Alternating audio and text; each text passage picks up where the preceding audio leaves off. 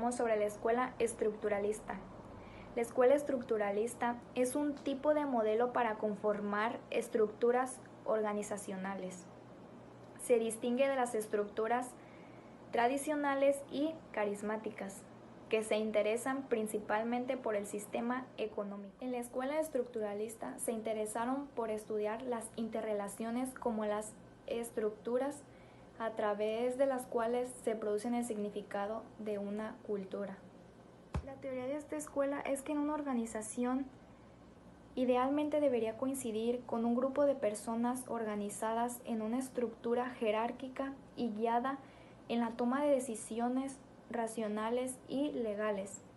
Las estructuras organizacionales son jerárquica. Es una estructura que se establece en orden a su criterio de subordinación entre personas, valores, animales y dignidades. Democrática. Es una forma organizacional social que atribuye del poder al conjunto de la ciudadanía. Autoridad técnica. Es aquella que no ejerce directamente sobre las personas, sino también da facultad para decir sobre determinadas acciones. Esta escuela principalmente dio mucha importancia a las obras de Max Weber. Max Weber es un economista político e historiador que también dio importancia a otras obras de distintos autores. A finales de los años 1950 fue cuando un par de psicólogos y sociólogos que se encargaban de estudiar el comportamiento humano se dedicaron a desarrollar esta escuela o esta corriente que es la corriente estructuralista, y fue creada después de la Segunda Guerra Mundial. Y a consecuencia de la baja productividad fue que pues apareció esta escuela que la verdad pues sí funcionó, porque existía la humana y la científica, pero ellos habían tomado en cuenta la productividad y el personal, pero los tenían aislados. Y por supuesto que tiene sus ventajas y sus desventajas. Esta estructura tiene como una ventaja que si sigues los procedimientos y las reglas como están establecidas, te pueden facilitar y tener una alta eficiencia y muy buenos resultados, te puede llevar a las metas que pues tengas en tu empresa. Otra de sus ventajas es la rapidez en las decisiones.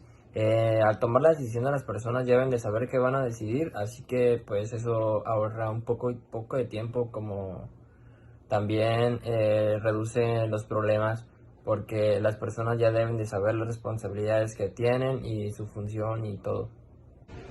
Una de sus desventajas es que, como ahorita les mencioné, las reglas, así es, tiene reglas oficiales que son algo complicadas, y eso te implica que al momento de realizarlas pues no te las sabes puede hacer rápidamente, pero pues si las haces como debe de ser te lleva a un muy buen resultado y te deja cumplir tus metas, que esa es la ventaja, pero si esa desventaja es que te quita tiempo. Otra desventaja son los cambios frecuentes, que es que la empresa tiene que estar checando, evaluando y asimismo ir modificando su estructura interna. Yo les voy a hablar sobre los autores de la escuela estructuralista, que son 5, principalmente Max Weber, que es con quien voy a dar inicio. Max Weber, el aporte principal que dio fue el estudio de la burocracia, que el estudio de la burocracia se encarga que es un sistema que organiza y administra los asuntos de algo determinado. También dio aportes a la sociedad, al tipo de autoridad y al reglamento que se llevaba a cabo en la escuela estructuralista.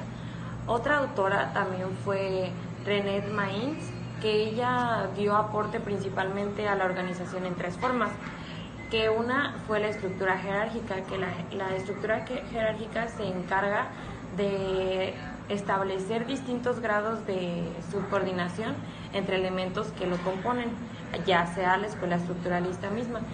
También definió la tipología de la organización y la comunicación como elementos primordiales, que era en lo que se enfocaba más que nada la escuela estructuralista. Otro autor fue Amitai Etzioni, que él dio las obras a la organización moderna y a la organización actual, y las aportaciones que él dio en esta escuela estructuralista fue la tipología de la organización y la tipología del comportamiento organizacional.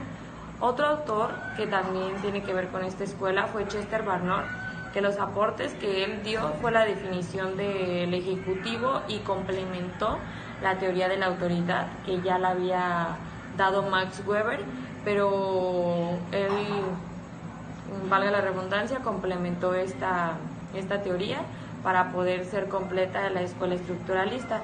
También dio origen al mandato y a la aceptación del jefe subordinado.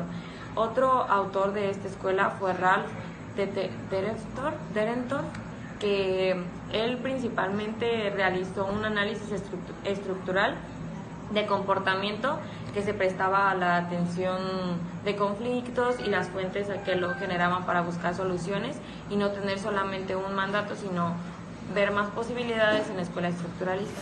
El principal objetivo de la escuela estructuralista es estudiar los problemas de las empresas y el por qué suceden estos problemas, enfocándose especialmente en los aspectos de comunicación y liderazgo. El aspecto de autoridad se refiere a la organización jerárquicamente.